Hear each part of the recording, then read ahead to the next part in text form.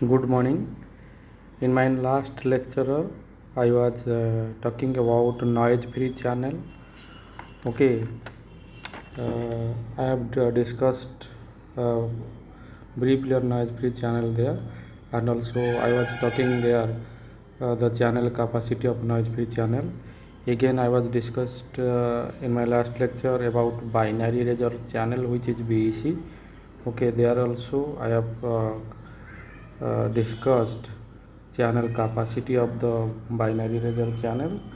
Okay, in this lecture now I want to come to discuss about Shannon's theorem. Okay, which is source coding theorem also, which is called Shannon's theorem, is also called as source coding theorem. Okay, so let us discuss about Shannon's first theorem. Okay, or source coding theorem. Okay, so here Shannon's theorem is nothing but here I am talking about here Shannon's first theorem, that is which is called source coding theorem of Shannon. Okay,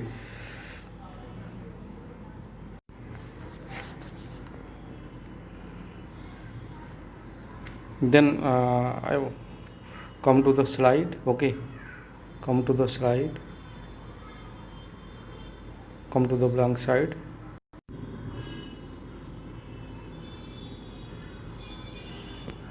Okay,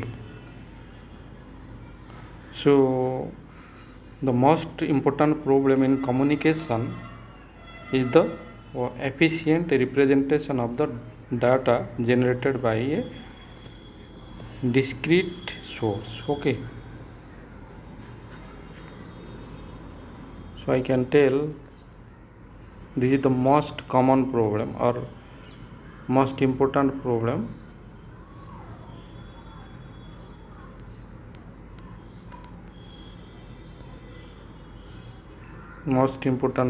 of communication.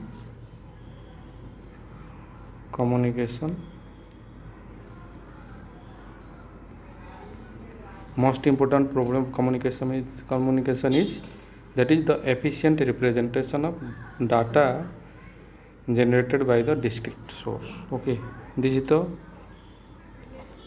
most important problem, that is efficient data generated by a discrete system or discrete source. Okay, so the process by which this representation is achieved is known as source coding. Okay, by the help of source coding process. Okay, the representation is achieved. Okay, the representation of data generated is achieved by source coding, and the device which performs the source encoding. Okay, here I am talking about source encoding. Okay, encoding. So the device which performs the source encoding is called as source encoder. That means the device okay, which performs the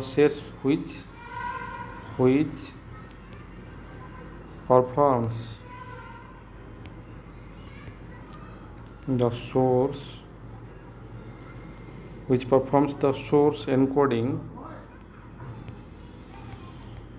that is called source encoder. Okay, so in order to make the source encoder more efficient, we need to know the statistics of the source. That means those source symbols which have higher probability should be assigned with shorter code words, whereas the source symbol with lower probability of occurrence should be transmitted with longer code words. Okay, here I can tell you For higher probability, okay, the source symbol, the source symbol which have higher probability,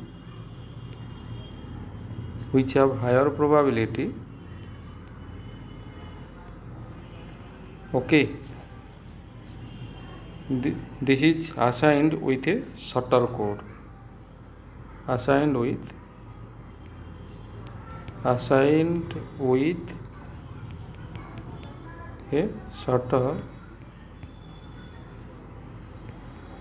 shorter code, okay. Similarly the source symbol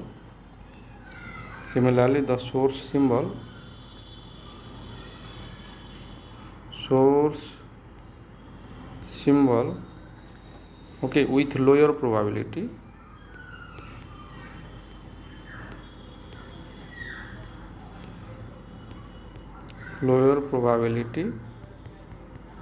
is assigned, okay, or lower probability should be transmitted with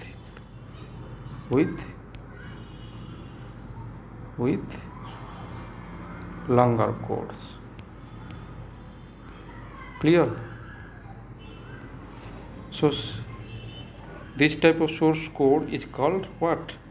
Variable length code. So as per the discussion, so when we are talking about that kind of code, okay, so that this kind of code is called as variable length code, okay, variable length code. Now I want to talk about the requirements of an efficient source encoder.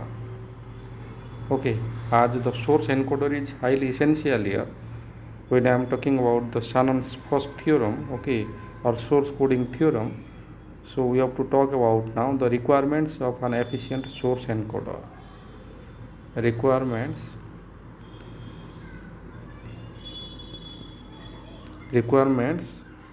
of an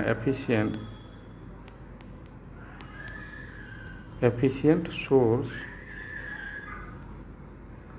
encoder. Okay, so an efficient source encoder should be satisfied as per the requirement. I am writing here the requirements. First one is the code words produced by the encoder should be in the binary form. The code words okay, produced should be satisfied, or the code words produced by the encoder should be in the binary form.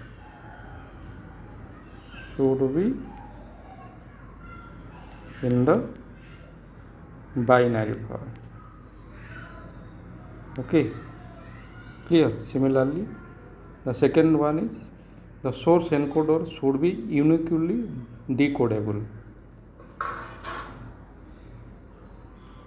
The second point, the source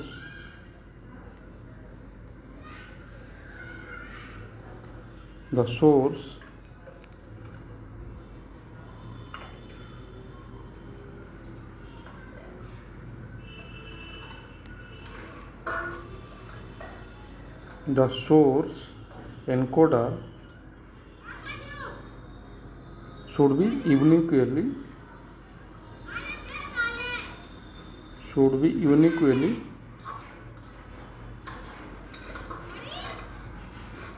should be uniquely decodable.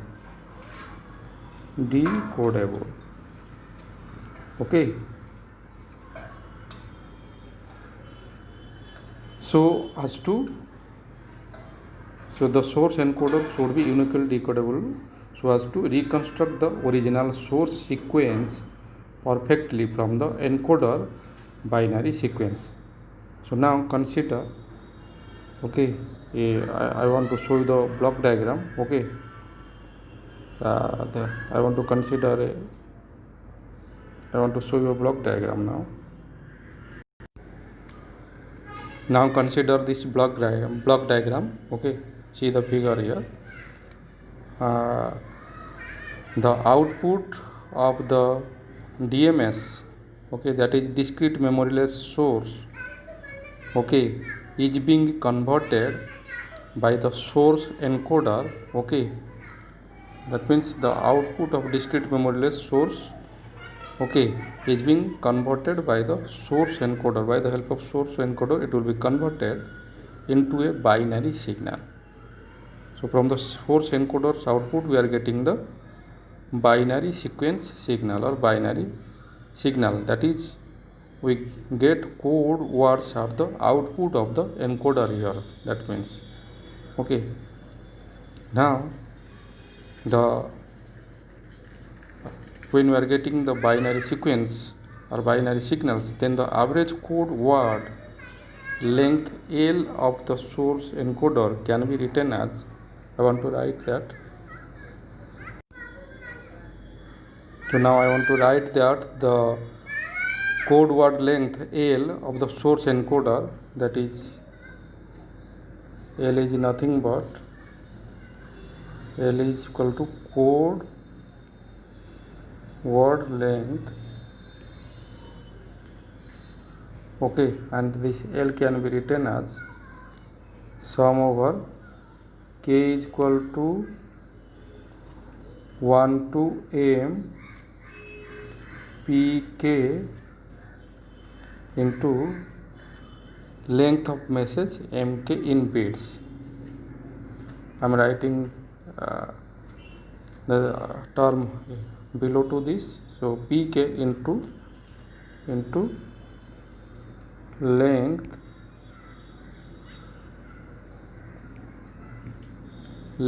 of message mk in bits, okay, in bits. So this term is multiplied here with pk. Okay, so I can write the code word length L will be sum over k is equal to 1 to m then pk into ik. Okay, so thus the parameter of L represents the average number of bits per source symbol which is used in the process of source encoding. So for example, let L mean, okay, denote the minimum possible value of L. This is the minimum possible value, okay, of L.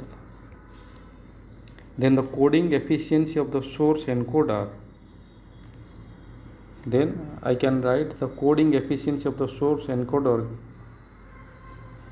the coding efficiency which is eta can be defined as L mean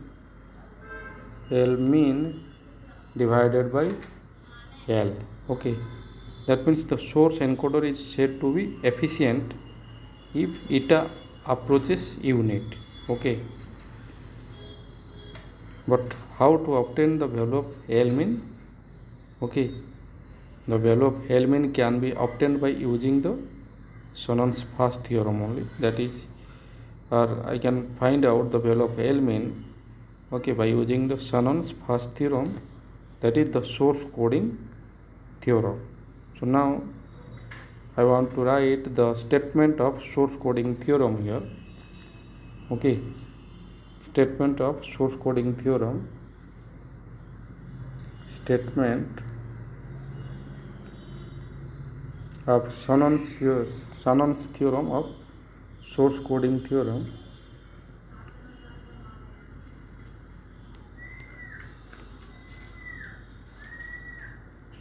Okay, so I can tell here that suppose a given discrete memoryless source of entropy H,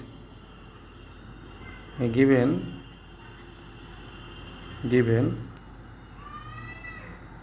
a discrete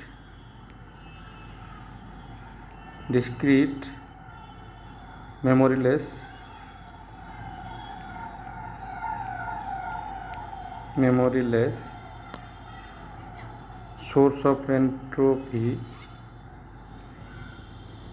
source of entropy H, okay, then the average code word length L,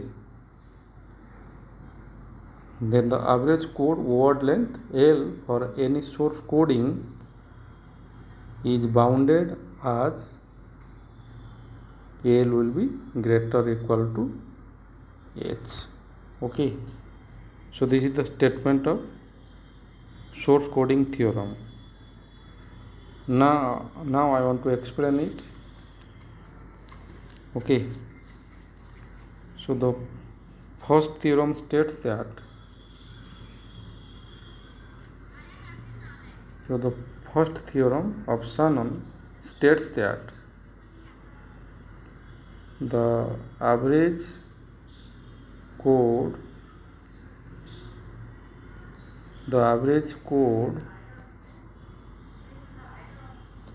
word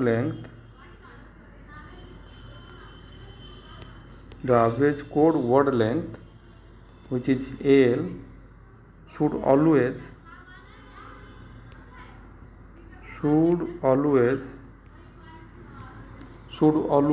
be greater than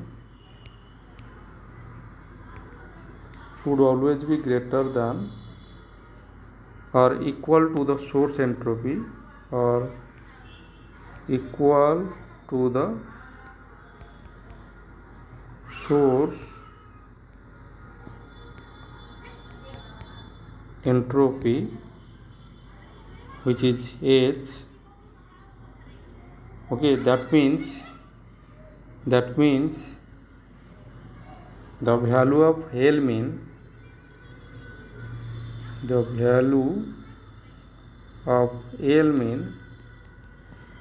okay should be equal to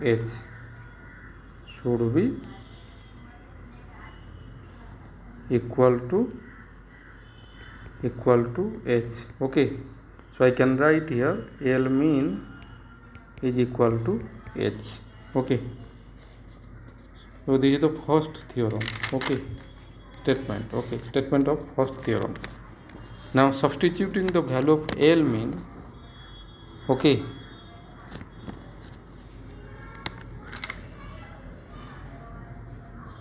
which is because we have previously written the efficiency is L mean by L. Okay, previously we have written efficiency is L mean by L. Now we have to substitute the value of L mean which is H.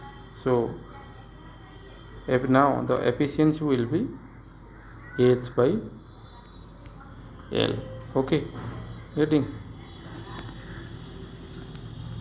So the variable length coding is done in order to increase the efficiency of the source encoder. Now, okay, we can discuss about, okay, in our coming lecture we can discuss about Shannon-Fano algorithm and Huffman coding. Okay,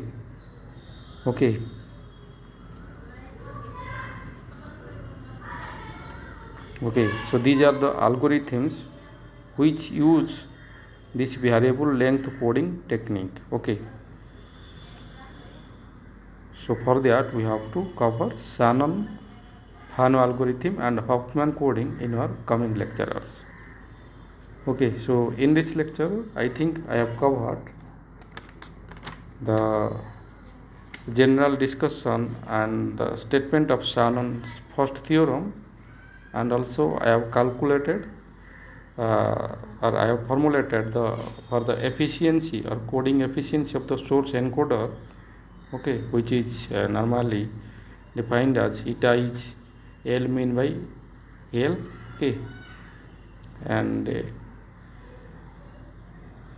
there also we have discussed about the requirements of efficient source encoder, okay, when I was talking about Shannon's first theorem or source coding theorem, okay. I think we have to stop here because we can't complete the Shannon-Fano algorithm or Huffman coding or both of these codings within 5 to 10 minutes, or for that I want to stop my lecture here, okay. So in our coming lecture I will discuss about Shannon-Fano algorithm and then I will talk about Huffman coding, okay. So this finishes our lecture for today's class. Thank you very much, okay.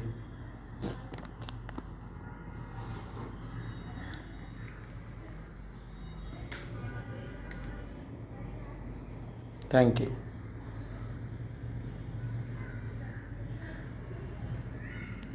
Thank you.